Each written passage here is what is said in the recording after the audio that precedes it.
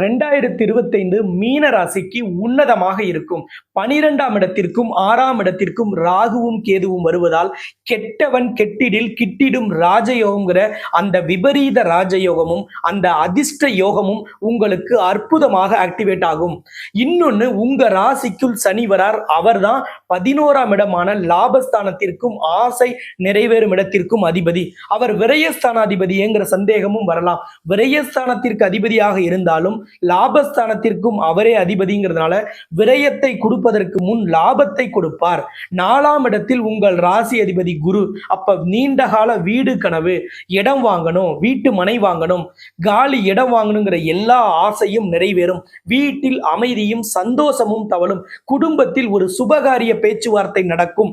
உங்களுக்கு நல்ல பலன்கள் சூப்பரா நடக்கக்கூடிய ஒரு அற்புத ஆண்டாக 2025 உங்களுக்கு உறுதியாக இருக்கும்.